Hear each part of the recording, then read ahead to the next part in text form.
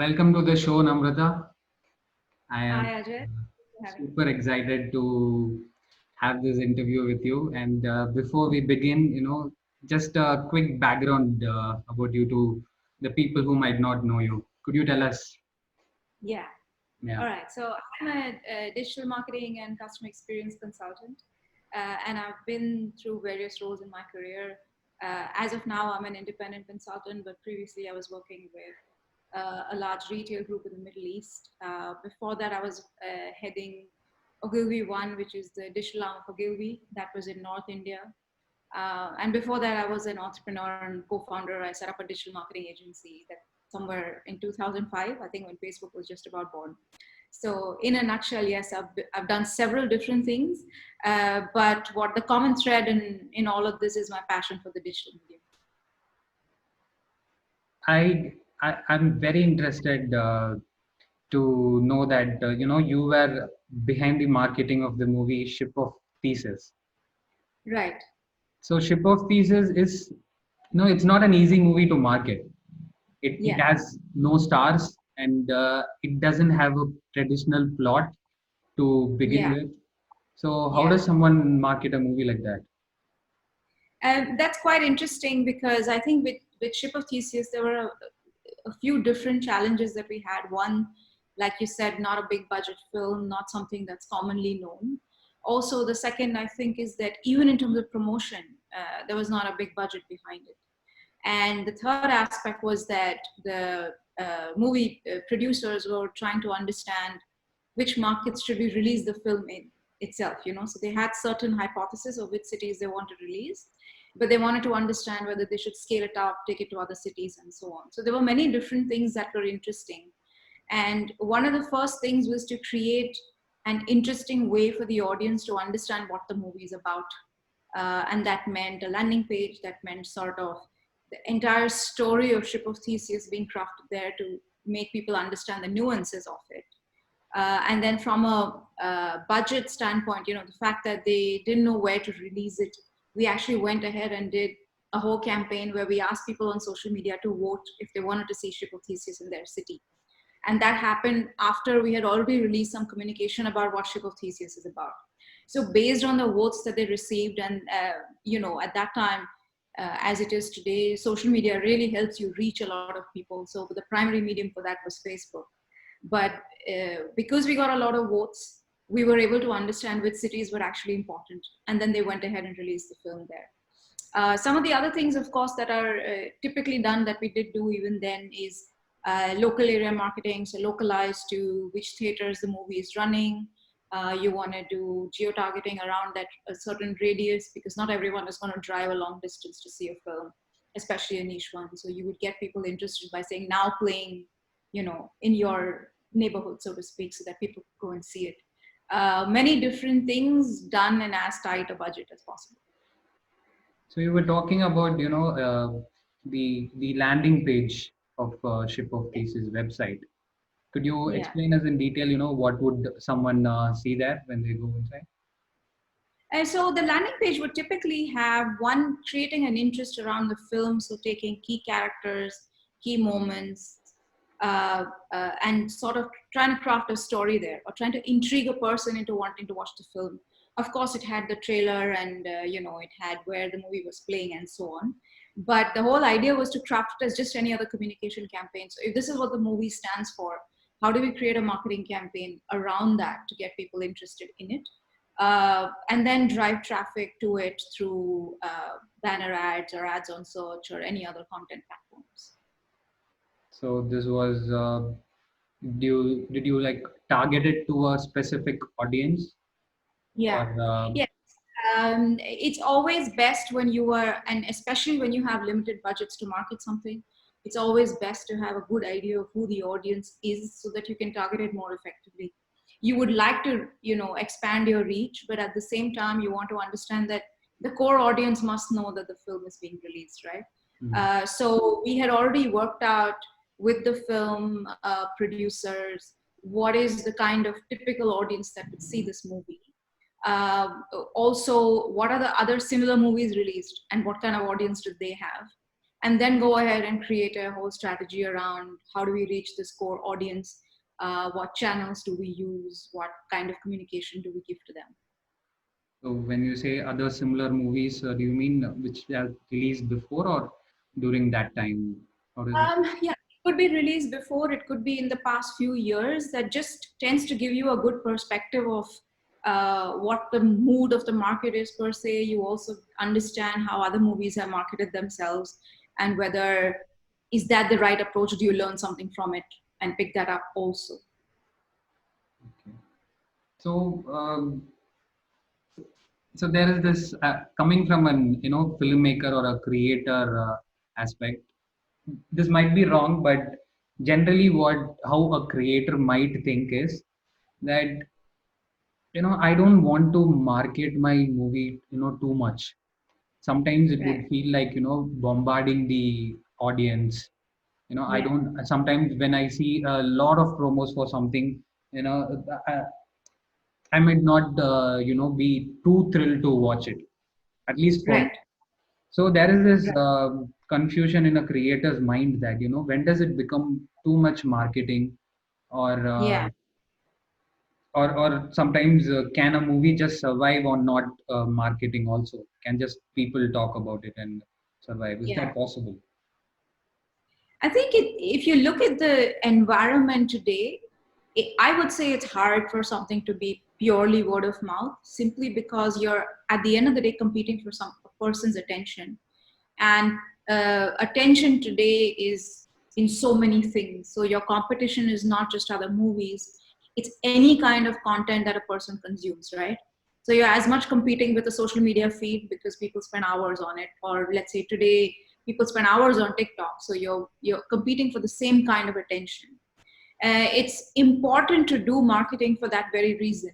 If you look at some stats, about 70% of Indian audiences already consume TV content online or through streaming, and that's the worldwide average itself is 70%. So people are already putting their attention on many, many different things.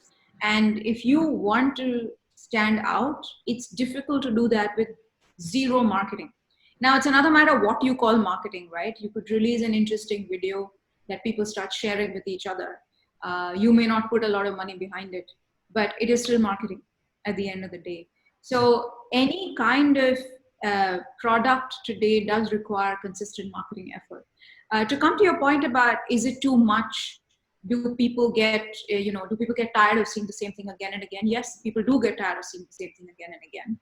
But I think there's two critical factors to it. One is what is your creative. So the moment creative feels forced and feels like watch my ad, watch my ad, watch my ad, that's where the fatigue sets in. In a lot of cases, when the creative is crafted really well, sometimes people go back and see ads again and again because they are that interesting, right? So it's not just the content of your movie, it's also the content of the ad that promotes the movie.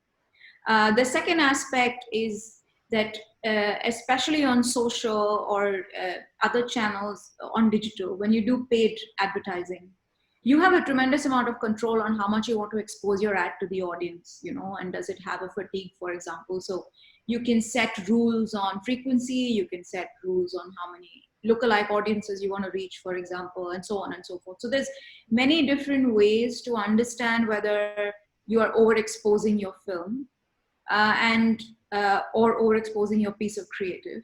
You also, depending on the objective of the campaign that you're trying to run, if you expect some sort of engagement, you would see if engagement starts tapering off, and then you would understand that probably it's time for you to refresh or change or stop. So there's many different ways in which you can use numbers scientifically to understand, and there's also the quality and the qualitative aspect of the actual creative that you're using.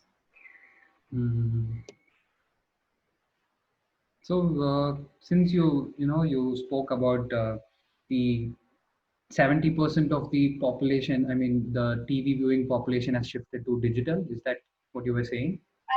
And no, the stat is that what percentage of people watch online streaming content, and that is about 70%. That doesn't mean they've shifted. It just means they watch it Okay. online. They could also be watching it on TV. Okay. Okay. Okay.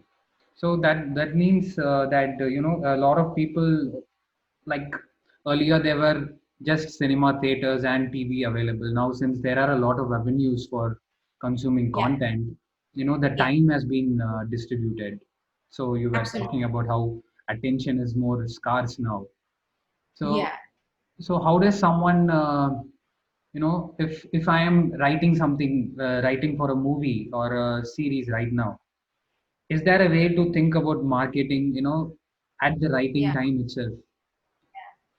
I think there are ways to do it if you start thinking about it in terms of how do you entice people to watch this film. And if you feel, for example, there are certain key moments in the film, just like when you write a film, at some point you do understand what the trailer might be like, what are the big Mhm. climax moments or big moments that you want to talk about. Mhm. In the same way, you could start thinking about, could this key moment, if I used it in a piece of marketing, how would I do it? Everything doesn't have to come from the film trailer. So, for example, you could shoot things on set as they happen, but in a very engaging way, which is vertical, which is meant for mobile screens, short videos, maybe 10 seconds, 20 seconds, and already start thinking about ways in which you could promote that rather than promoting everything only through shots of the film, for example. The other thing is that today, because people get interested in watching a lot of things, if you go on YouTube, you'll see how many behind the scenes content there is about bloopers, things that went wrong, actors having fun, lots of different things, right? So you could use any of those also to create content around your film or create excitement or interest around it. You could have the stars of the film talking on screen about it, but not in a very planned way, but more spontaneous, like they're on set and they're saying something. So there's many different ways to start thinking about how do we use content to create interest around a film that is not purely about shots of the film, but also trying to show what went into the creative process. And certainly for filmmakers who are independent or who are creating niche films, the audience of such films typically also is very interested, in who's the filmmaker, what is their style, how do they go about creating that. So there's different ways to market, but definitely start thinking about it at the time that you're writing or shooting, because formats are very different, and you've got to start looking at, like, if you wanted to put out something on TikTok, the format is very different versus putting out something on YouTube. So usually retrofitting these things doesn't really work very well. You would have to do a shoot at that time in different resolutions, screen sizes, and everything. Interesting. So earlier, since you spoke about TikTok, mm, Yeah, like earlier we used to go to cinema theaters and watch the movies, and the promotions were made on TV, and now yeah, the promotions have been distributed onto the social media. So we are right, watching stuff being promoted on the phone, but we yeah, are going to the theater and watching it. And yeah, what we are seeing now is a lot of movies, due to the pandemic, many movies are yeah, getting released onto the OTT directly. It's been happening right, in Tamil cinema also and in Hindi right, cinema too. So now the audience is watching the movie also on the phone and the promotion also on the phone. Like the consumption has come to the same medium. yeah, Now, is this change of experience of consuming content? What have yeah, you observed in the in terms of consumers? What does it do to yeah. them? Yeah. Well, I think there's the one interesting fact is just the sheer immediacy of it. You would start a movie marketing campaign maybe 2 months, 3 months prior to release. Plan a whole campaign. You might have ads on TV, you might have trailers in the cinema theater, you might release ads in the newspaper, and then you keep announcing the date of release, right? Whereas today, if you look at movie marketing that's distributed directly on any of these OTT channels, the film is immediately available to view. So, in one sense, you would not necessarily have to plan a 3 month long promo, because, quite frankly, if you promoted something 3 months ago and you expect people to remember it 3 months later, it's a little difficult, right? You would start doing your promotion maybe a month before, a week before the film was actually going to release on that platform. The second is that, of course, there's pre release and post release. But once the film is already released and you're still doing some marketing around it, people can just click on that immediately and go watch it. There's absolutely no time lag. So how interesting you make that piece of communication for you to get an immediate, what they call conversion, right? Or what's typically called conversion in marketing is somebody who shows interest in your product. And from a movie standpoint, it's of course getting somebody to watch it. So how the conversion today can be so immediate on the digital medium that you would want to plan your creative and put some sense of urgency around it to get that person to start watching right away. Those are, I think, two big differences from the way things were happening earlier and what's happening today. So this makes me so there are a lot of content on YouTube and other sites right now, Yeah, which are independent. So right. as people start consuming a lot of content on their phone, I Yeah, feel that the lines might get blurred between, what is the cinematic content and what are the very independent content, the right, movies which we thought were very independent and realistic, wouldn't feel uh, too parallel, and both the commercial and parallel might come together, or because they are coexisting in the same platform. So is right. there a way for very independent niche movies to be made and survive just on platforms like YouTube and other sites? It it's hard to give a clear yes or no. Definitely, the audience is out there. What is I think important is how do you monetize that, right? So if you were to put something out, there are two things that happen. One, that a closed platform protects the platform also from that content being copied onto other sources, versus putting it on some very open source platform where anyone can just download the film or take the film and stream it anywhere. So I think you've got to be careful in what platform gives you the maximum protection for your creative product. But definitely, depending on the kind of deal that you work out, it can prove profitable to just go straight to a digital channel as an independent filmmaker. Also, because the platform has an interest in making it successful, and the platform has an interest in getting viewers onto it. The platform has an interest in marketing it also. So it's hard to say yes or no, but I think it depends on what resources the independent filmmaker has available. But if it's an OTT platform, and there's definitely a lot of might that they put behind marketing all their key releases. True, true. I, I wanted to, touch this. See, sometimes a creator or a filmmaker is shy of social media. He doesn't want to put himself out there. He feels that, Right. let my work speak for myself.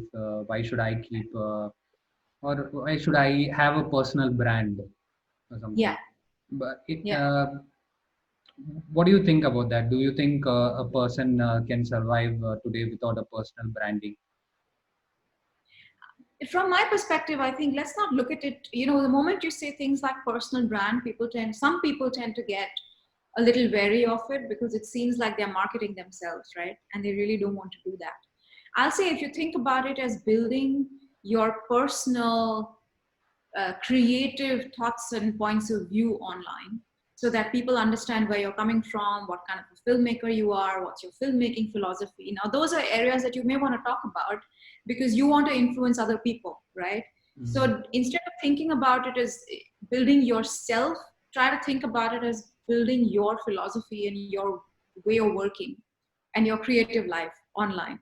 And then look at it as, how do I make this interesting for people? So it's not essential to just keep shouting me from the rooftop, right? So some people get very of personal branding because it seems like it's all about I, me, myself.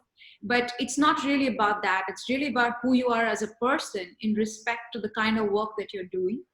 And because not always do you have the marketing money to, the moment you release something, people already know about it. It doesn't usually happen. It doesn't happen with your personal brand either. Personal brands also take years to build.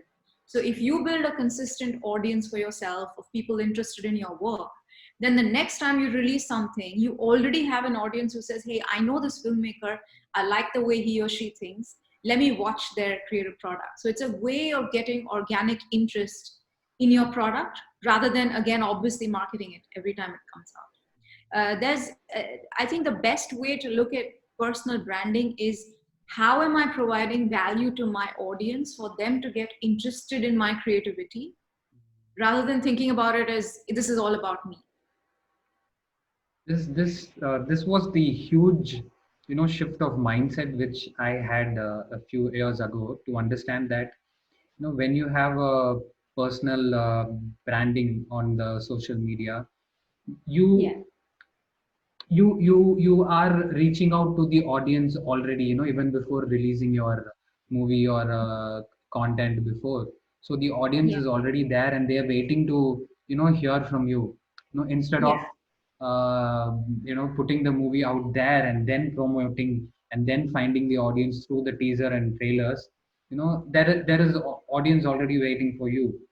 yeah, And see the so this shift was very difficult for me to understand, because it felt like a 180-degree flip, too soon, suddenly, from the yeah, traditional way of watching cinema, and how we have yeah, seen audience coming into theaters. yeah, So I feel, this might be a topic to touch on. Like, for instance, people who are in front of the camera, like the actors and yeah, others, it might come a little bit easier for them to be in front of camera, and talk about their movies and stuff. But the right, technicians and the people behind the camera, it's not an easy thing. yeah, So yeah, you're right. is there anything you can tell them, how can they cross that hurdle to put themselves out there? I think there's a few different ways to look at it. So for example, if you are talking about a particular way of shooting or a particular style, or there's a particular kind of genre movie making that appeals to you, you could start creating your thoughts and views around that. You could start collaborating with other people in the industry who do similar work. Some of it could just be, and today, because everyone's at home anyway, we know how popular online webinars and online conferences have become. It could just be five people from the industry chatting about the different ways in which they look at something. And if they are all from a similar sort of technical field, then there's a certain ease in how it becomes more like a conversation and less like a broadcast, or Mm, less like you're going out there with a speech and you have to say something. So you've got to think of different ways in which you would do it that would also be interesting for you. So, for example, for you as an independent filmmaker, I'm sure there are certain things that are close to your heart, or certain things that you feel movie making should be about. Maybe that's your core philosophy and you would like to just talk about it. So try and talk about things that are comfortable for you. So that takes away the whole, should I put myself out there and what will people say? But also try and make it like you're trying to build a community around that way of thinking. And the other thing, so for example, we spoke earlier about how people are watching things on the small screen, is that even today, whenever you release this video and people are watching it on their phone, it's very personalized. It almost feels like somebody sitting in your living room and talking to you, right? yeah. So digital does have the ability to do that for you. And I think there's no right or wrong way to go about this. It depends on what everybody's personality is like. But I will say that, consistently creating content about the way you think and the way you create will build that community for you, like you said. And therefore, the next time you release something, you already have an audience that's interested. Mm. Yeah, you spoke about community. So I guess, Yeah, from whatever creators I have seen out there, having their own presence in the social media and stuff, there is a strong sense of community, playing between, the audience. The community is suggesting, things to do for your next project, which was right. not possible before. Now Yeah, you need not break your head and thinking, what content or what idea you should work on. So yeah, that's a very democratic, way of creating things, which yeah. is, That's interesting. Have you ever created something after somebody talked about it? I haven't, but I sometimes put out questions and ask them, what do you want to hear? Like, Yeah, I was thinking of doing a Q&A, you know, right. and and the questions which I had was, about writing and about stuff related to filmmaking. So I thought, no, Right. instead of me just talking about, I could bring in people from each department and talk. And now Yeah. this thing, came out of that germ of an idea. No, I wouldn't have thought of this before. And see, now we are talking about the marketing, which I never imagined, I would, Yeah. or anyone would be talking about movies and marketing. So this is internet is actually very crazy now. You're in Dubai and I'm here in Chennai. That's true. Yeah. You know, I read one very interesting thing on marketing a long time ago. It said nobody believes in marketing until you launch a startup or you've lost your pet. Ah, but Yeah. why lost your pet? Because that's when you want to tell people, right? How do you create Oh, awareness around something? You are going to put on posters and you're going to share it on social media and you're going to do all yeah, kinds of yeah. things. So yeah, it is. I think if you think about, don't think about marketing as something negative, but rather think about it as Hmm. ways to interest people Hmm. in your product rather than putting any negative connotations around it. True, because you said, think about it in terms of what value can you provide. So, Yeah, that takes the whole aspect of, what am I trying to gain out of putting the product out there. So yeah, that shift in the mindset, I think that's a very good point to take back. yeah. Thank you. I think what's important in this creating value is to understand that it, just like anybody else, everybody has the same 24 hours. You do and I do. And if you're putting something out there for me to consume, how is that of value to me will make me remember it a little more. And you will see that even in simple things like SMS spam. Nobody reads it because it's not interesting, right? Whereas if it was presented in an interesting manner for that person and relevant to that person, you might even start paying attention to it. The key, I think, in any communication or any marketing communication today, whether it is for a very big business or a very small business, is definitely the value exchange in that 10 seconds, 20 seconds, maybe a minute that somebody spends consuming your marketing is to understand what's the value to me. And that's the way I'll remember it. So, yeah, you can't fake it. The value Yeah, has to come. You can't yeah, really give some half-baked stuff out there. People would recognize that it's not real value. I can get it from anywhere else. yeah, yeah, Mm. exactly. So this is so. I would like to know, like, how did you get into marketing? What really triggered that passion to understand? Yeah. I think it was just I decided that I wanted to be in a relatively creative field, but something business related, simply because I was not an out and out creator. So if I could have been an out and out creator, I would have done that. But I wanted to be aligned to a creative field, but also business in certain ways. And I think marketing is a perfect blend of that. And of Mm. course, once I studied in MICA, which is Mudra School of Communications in Ahmedabad, and it is one of the premier schools to study marketing. So there was a lot of passion by getting so many students together, and we are all crazy about marketing and ideas and innovative thinking. So that's how my journey started. Mhm. But also, I think once digital became important, I began to see that that was something that was instinctively that appealed to me, and that's why I've stayed in it for so many years. So I moved directly from working on, let's say, mass media and print and television and so on, to straight away get into digital and marketing, because it evolves every day, and audiences evolve every day, and you can see over the past what is marketing today on digital is not the same as what it was even last year. Mm. Things change really, really fast, and that's what keeps me motivated or excited about it.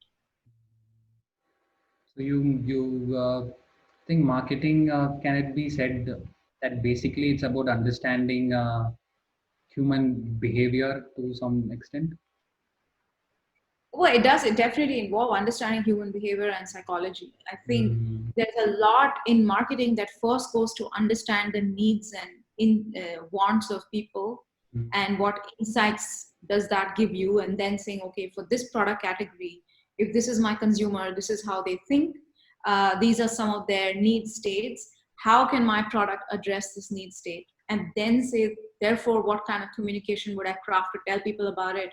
How would I ensure it's distributed so that these people see it? How do I ensure, and probably, when you start releasing your own films, what is the right price point to release it at? So does this price point make sense for this customer? There's many different things that marketers need to think about. Mm. And but yes, at the heart of it, it's very much understanding your particular audience and what moves them or what drives them. This is very fascinating, because as a filmmaker, sometimes you don't, most of the time, you don't think about uh, how do you monetize, your product, because Right. you feel that, why should I feel that it's not a different part of your brain, but since you're so invested, in just creating your skill, you want to be the master of any kind of skill you are attempting at. Sometimes we miss out on the aspect that, we are making a commercial art at the end of the day. If you Yeah. want to just make an art for yourself, that's good in a way too. But if you want people to pay for your art, then you Yeah. have to have knowledge about marketing to some extent. Yeah. So so that's a dilemma, I think, any most of the filmmakers always have, creators have. Yeah. And do you see something, or or any way a filmmaker can understand this aspect better? Yeah. Well, it's, I would say that today there are lots of platforms that are self-serve in terms of advertising. And even though you may not want, or that may not be your core area of interest, if you get onto these self-serve platforms and literally start trying to do things yourself, you understand how it starts working. That there Mm. is a bid, you bid for a particular, you put a particular price point and say, I want to bid at this, and then the ad gets displayed. What happens as a result of that? This is very easy to track today with most of these platforms. Most of the educational tools are free. So if you want to learn how Google does, how marketing on Google works, Google itself has enough free resources for you to be able to understand that. Could Or you if you want to recommend something like a beginner's thing for a filmmaker to learn? I think there's, the three big ones. So, for example, Google has already a lot of online courses on Google Skillshop, the digital marketing studio, and there's plenty of courses available with videos that explain how their platform works or best practices and things like that. Mm. Facebook also equally has something called a blueprint certification, but as part of that certification, there's a lot of content they've created around how to do different kinds of marketing on Facebook for different kinds of objectives. So, for example, video could be a very specific one, or I want to drive purchase is a different one for e-commerce, right? So they have many different objectives. And how do you do marketing on their platform?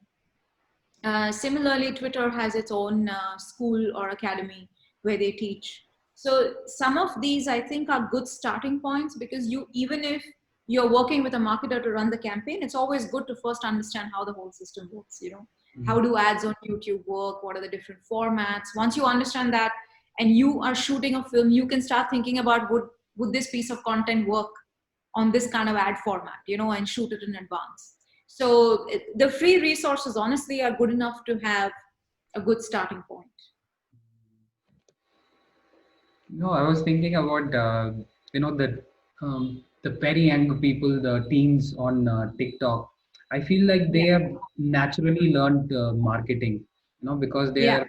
they have grown up with the cell phone, and they know Yeah. how many likes they are getting, and how a video does Yeah. not get that much like as they expected.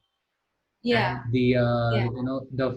the very first second, the very thumbnail you see, and what makes a person click. So Absolutely. yeah, so what are your thoughts on this? Well, definitely. I think if you look at today's generation, they were used to being in the public eye. Mm. That's a big difference from many other generations. But secondly, yes, a lot of them, and certainly the ones who are influencers who built big followings, they know what drives interest. No, they know what kind of videos drive interest, or what angles, what kind of lighting. They've done all that experimentation. And a lot of it comes even instinctively to them. If you look at a lot of people I know who are in the ages of 13 to 15, and they're not marketers or they're not influencers, but they know how to project themselves online, and what kind of content they want to create about themselves online. They're very aware of it. So it does come naturally. And I'll say that for anyone for whom it doesn't come naturally, the best way to understand a platform is just to get on it and start trying to create something for yourself. So, for example, there is a whole lot of debate around, the content on TikTok. Is it really high quality, low quality? What does that quality even matter? But unless you get onto the platform and experiment with it may be hard for you to understand why people are crazy about it. Why are there 800 million users or people, watching that? What's driving it? So when you start doing something yourself is the best way for you, especially as an independent filmmaker, to understand that. Like what happened recently was, I was reading a lot of stuff about, how so many people are getting into TikTok. So I Yeah, finally decided, to just spend a lot of time on it and see how it is. So I spent in about 2 to 2.5 hours, without any break on TikTok. I didn't know I was spending so much time. So yeah, naturally, there were a lot of stuff, which was not to my taste, and it yeah, got a little bit annoying. But yeah, after like 2 hours, I found out some profiles or channels which had videos to my liking, and it had like amazing creativity, which I wouldn't have expected out of TikTok. yeah, So that yeah, so I was thinking that I was too judgmental, looking at TikTok or any from outside. yeah, So that was a big deal for me, and I was thinking, so this judgment is a big deal. How does someone break that? I don't know. Is there anything you can no, say? but you're right. It is Mm, interesting that, especially if you look at TikTok, the fact is that it covers your entire screen. You can't see the time, you mm, can't see mm. the battery on your phone, and there's Ah, nothing else. It is that immersive that you don't even it's a bit like the American casinos where they say there is no daylight, so you don't know whether it's day or night in the casino, and you can mm, just sit there all day. interesting. It's Mm, the same effect, right, on TikTok. You don't understand how much time you spend because there's nothing mm, to indicate. Once you're lost in the swiping, you just keep mm, doing that because it just keeps presenting one new video after another. And the video would be like 10 seconds, which is hardly anything for you to spend your time on, and then you would go to the next one. It's not, I'll say that it's not just you. Most even hardened marketers, people who've been in marketing for a very long time, also can be judgmental and say, oh, I don't want to, what is this platform, what is this content, I don't want to be on it. But the fact remains that if you want to understand how people think, you've got to find out for yourself. There's no other way for you to know. Truly, I think it is like what we talk about is really the democratization of content. I think in a lot of ways it's the democratization of marketing, because you don't need big budgets, you don't need big ad films, you don't need any pre-knowledge to launch something or market something on some of these platforms. They make it very easy for you, right? mm, So when you start understanding why people are on it, you might use the platform from the sense of, as long as, of course, it meets your brand standards or quality standards and so on, you would use that platform because you're trying to reach people while they are in a particular medium rather than trying to draw their attention away from it, which may not happen. So if I spend 3 hours on TikTok, I'm not spending 3 hours somewhere else, right? I'm not spending 3 hours on YouTube. I'm not spending 3 hours on Facebook. How do you get me as a potential target customer unless you are there on a platform that I consume? So somewhere I think we have to drop these hats and say, let's understand the platform for what it is instead of putting our own judgments on it. true. Because once I'm just imagining a world where you start watching a lot of content, vertically, and Yeah, like for example, if you're spending close to 4 hours a day watching yeah, content vertically, And then Right. when you watch content horizontally, like how movies are made, Yeah. that might create a, I don't know, people might start thinking that, I like vertical better because it filled my phone and it felt more personal. And do Right. you think that this could cause a shift in, I don't know, Yeah. filmmaking? That's interesting. It would also require a complete change in the way a film is shot, even thought about, right? How do you think about the framing, and how do you think about what else you have around, and how do you shift from one scene to another? There'll be a lot of differences there. Definitely, it is a bit jarring to, if you're in a vertical format, but you're trying to show somebody something horizontal. That is definitely jarring. So, for example, on Instagram, if something like, for example, I've seen some even basic things like cookery videos being promoted, but they are horizontal. They get harder for me to understand what's going on. The text is a little small. I can't see what the recipe is about. So you have to, of course, adapt to a particular medium, but I'm not sure if there'll be a complete shift to pure vertical format, unless they start making vertical TV screens. Mm. Because all content is not necessarily Oh, consumed yeah. only on the phone. Yeah, so people still watch a lot of TV. So, yeah, that's a good point. Yeah. Mm.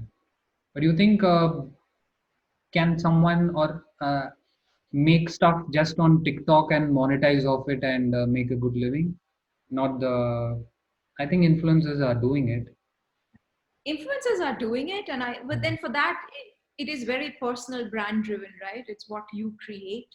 Mm. But also it's not necessarily your own creative expression. Then you are going after likes and how many eyeballs you get, and Mm. you monetize yourself through that. So even on TikTok, it's not direct monetization. It's more that when you become an influencer, brands are interested in doing tie-ups with you. And currently, at least, that's the form in which people monetize it. Mm. Not really monetizing the content that they put on the platform itself. So, do you see any other platform for independent filmmakers to, monetize off? I think YouTube is one. Yeah. I think but in terms of monetization, definitely YouTube is the biggest. Mm. Uh, and other than that, then it's all the OTT players really that where these opportunities exist for now. I don't think there's any completely new platform existing that you can just create money out of just by releasing your film there. So, coming back to the difference between the creator and the marketer, to put it, the marketers, they observe human behavior and patterns in a certain way that sometimes a filmmaker might miss. I think, is there anything which sometimes, when you have meetings and you see that, okay, they are missing this very obvious fact which marketers know? Um, I don't think there's anything blanket like that, but I certainly think that thinking about everything that you do behind the scenes when you create a film, like I said, and trying to shoot things in advance is something that not everybody thinks about. So you can create anything interesting out of virtually any kind of content, and you don't have to wait only for the movie. So one difference is that, or let's say the one thing that does come to mind is that for a filmmaker, obviously the movie is his or her baby, right? And that's the most important thing to be marketed. And therefore, one only thinks about the film. But if you look at it as the fact that today marketing has changed into micro moments where people are consuming, 10 seconds, 20 seconds of content and making a decision on whether they want to see something, you have to start thinking about what's happening behind the scenes also that I can use as content to market my film, other than just my film itself or only my film itself. So when you were talking about that, the microsecond aspect, I got reminded of the short, the Priya Warrior, clip which went viral. So it was just Yeah, to I don't know, 5 seconds or 10 seconds. I think yeah, that added as a promotion to the movie than yeah, anything else. yeah, yeah. Mhm. But also, there's some other things that are interesting. Is also, can you create experiential marketing. Like, can people experience the kind of feeling that your film gives, or Mm-hmm. experience the kind of world that your movie creates? That's another way that you can also think about marketing. And I do remember, and I still remember this example, even though it was from maybe 10 years ago or 12 years ago. But I just remembered it because of how interesting the whole concept was. And it was that in the UK, they launched the DVD of the film The Ring. The You know, ring. the horror movie, The Yeah, Ring. yeah. Mm. So this was the DVD launch of The Ring, Mm. and they wanted to create interest around it. So they had this website where you could go and you could enter your friends' names Mm. and phone numbers, Mm. and then the friend would get a phone call, Mm. and simply a voice would whisper 7 days, Mm. and that's it, nothing else. Oh. Okay. So Mm. it started freaking people out, and people started posting about it and sharing it because it was just a unique experience. And suddenly I got this call. Mm. All it says in whisper voice is 7 days. Like, what's going to happen now? And it Mm. was just that experience and that very simple thing that led to people talking about it. So there's definitely something to be said for how you try and create that experience. And this is not something that's a very big budget. Yeah. Obviously, you know, there have been lots of other examples which are, you know, which require a significant amount of budget. Like, for example, Game of Thrones, they Mm. actually placed a dragon head on a beach somewhere in England, Mm-hmm. that people had to go see. So those are, of course, much big budget versions. But today, digital lets you create these tiny experiences for people to just live your, let's say, the world of your film online. That's interesting. I mean, I think a lot can be done for the Indian cinema too. I can't. Is there any example you can remember from Indian cinema similar to this? Unfortunately, not. No, right? Nothing that comes to mind at the moment. That just tells you there is an opportunity to do something Yeah. like that. Mm. Only. So I'm just thinking, have I missed out on any questions?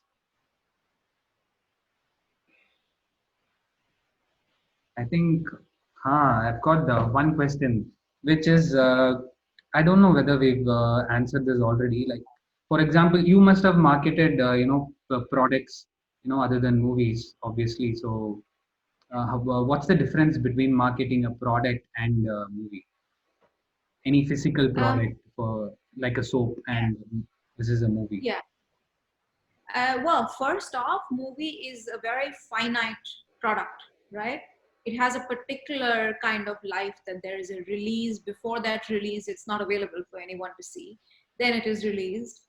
And a lot of the interest is typically in the initial time period when it's released, even though movies stay around forever. But a lot of the interest is concentrated around the initial time when the movie comes out. Product marketing for other categories is different because there's a lot of different ways in which you communicate the core proposition of that product, and that could be educational, it could be informative, it could be entertainment, it could be many different things. But also it is something that a consumer is going to keep buying. So if I'm promoting soap, Mm. I'm trying to keep that customer with me for their lifetime, because that customer needs to buy soap at regular intervals, right? And that's a straight difference between promoting something that has a very specific finite time frame, and once I've seen it, there's no point in getting me to come and see it again. Even if I do see it again, it's great, but I'm not going to waste marketing money going behind somebody who's already seen the film. Whereas in conventional marketing, you very much want to do retention marketing, as it's called, and keep their customer with you for a long period of time. So straight off, that's the most immediate sort of difference. And also the other thing is that an entertainment product, the creativity of the product itself is very much tied into the marketing, because what you're marketing ultimately is a piece of entertainment. And if people don't find it entertaining, it's not going to work, even in marketing, right? Whereas in You're marketing emotions. exactly, you're marketing Mm. emotion.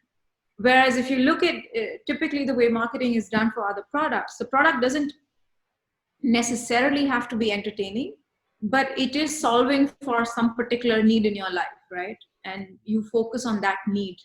But in the case of a film, the entertainment value of it is the highest part of it. There's nothing in terms of, it could be educative, it could be informative, sure, but the entertainment part comes first. Interesting. So, is there anything you would like to say, to the digital marketers and people around, who would want to, get into movie marketing or any kind of marketing from your Yeah. experience? Yeah. Think there's two things. One is that marketing evolves every day, and the best way to do it is just to start learning, as I said, a few things yourself. So learn how different platforms work. How do how does advertising happen on those platforms? What drives people to click on certain things? These are all things that you've got to start figuring out. And the second thing is, always look for shifts in audience behavior, because digital marketing is something, as I said, that changes very, very fast. And even something that's done today is not necessarily going to be relevant or valid 6 months down the line. So you always got to keep reading and learning to stay ahead of the curve. So we are at the end of the interview, and I'm I learned a lot, Namrata. Thank you so much. Thank you for educating us. I And hope it was I hope it was informative and entertaining both. it was it would have opened a lot of boxes, for the people who are, watching marketing stuff about marketing for the first time, especially Yeah, the filmmaking crowd, I hope. And also yeah, probably we hope to dispel a few, judgments about the social media apps. If yeah, right. yeah. Thank So you very much. thank you so much, Namrata. Thanks a lot. Bye. Bye.